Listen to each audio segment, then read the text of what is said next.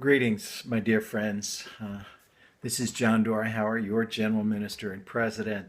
I regret that I'm not able to be with you. I just spent the last week in Columbus, Ohio, at the General Assembly of the Unitarian Universalist Association. Throughout that week, I conducted a number of public events and workshops, not just with the Unitarians, but with the leaders from the Reformed Jewish movement and leaders from the Islamic Society of North America. It was a grand and glorious week. I'm actually back in Cleveland for about 24 hours before I head off for another week of meetings, almost halfway around the world and a full continent away in Hawaii. I regret that because of that, I'm not able to be meeting with you at the historic Franklinton Center at Bricks. I trust that in that very sacred, very spiritual, very historic place, that your gathering will be of great and profound and deep value to each and all of you. You will be in my thoughts and prayers throughout the week, and I'm hopeful that the next time you gather, I will be able to attend with you, and I will make that a priority. I have been in the office for about 10 months, not quite a full year.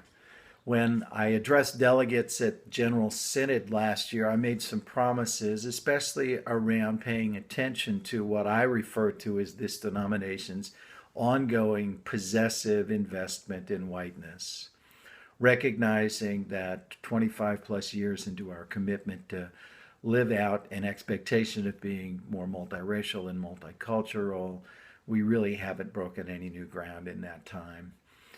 And I came in with some expectations about what the denomination can do to address those. And certainly, we're going to need to be an ongoing relationship, conversation, and dialogue with the leaders assembled there if we're going to fully realize any of those goals or expectations.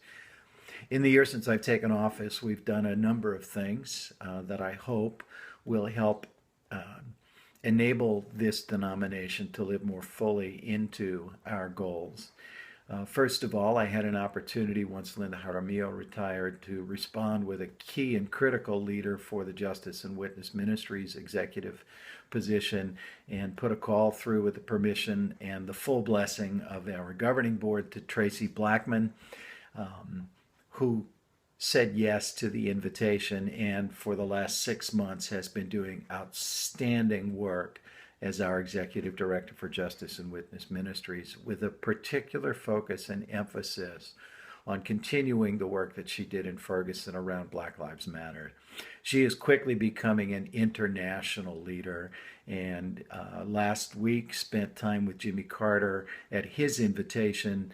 She's been invited to serve on the Faith Advisory Committee for Barack Obama in the White House. Hillary Clinton has, of course, stopped a couple of times on her campaign trail to sit and meet with Tracy. Tracy brings all of those skills of leadership and vision and voice to a position that desperately needs what she brings to it. And I am confident that under her capable leadership, we'll begin to make some significant movement towards a united Church of Christ living out more fully its expectations and commitments around being multiracial and multicultural. I've also put together a team of 5 authors who have drafted material for a curriculum that is on schedule to go out in September to all of our churches, that addresses not just our commitment to sacred conversations on race, but in particular commits us to conversations on the impact and manifestation of white privilege.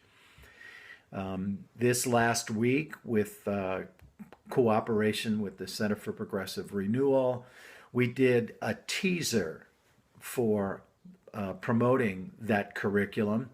It was a week-long webinar series, an hour each day.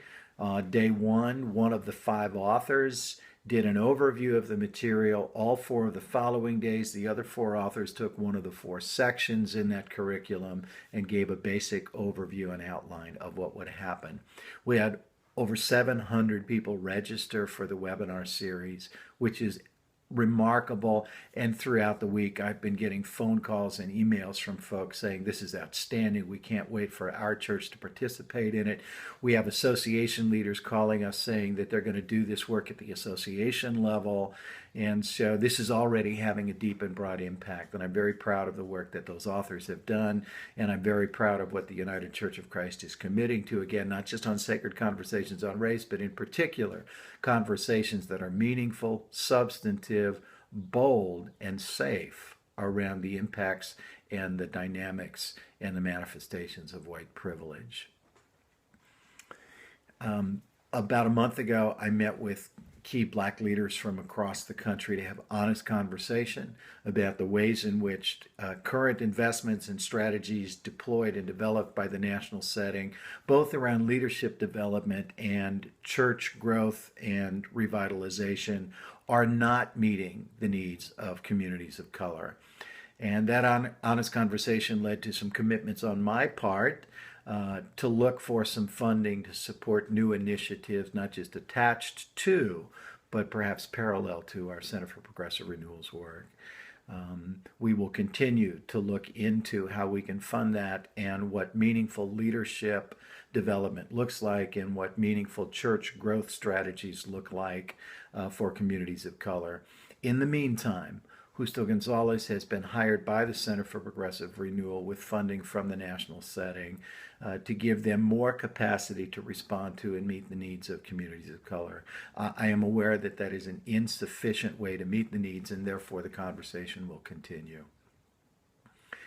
Again, I just want to thank you for the work that you are doing. I want to send you my blessings, my greetings, and let you know that as you gather at this historic setting in Franklinton Center at Bricks, you are in my thoughts and prayers.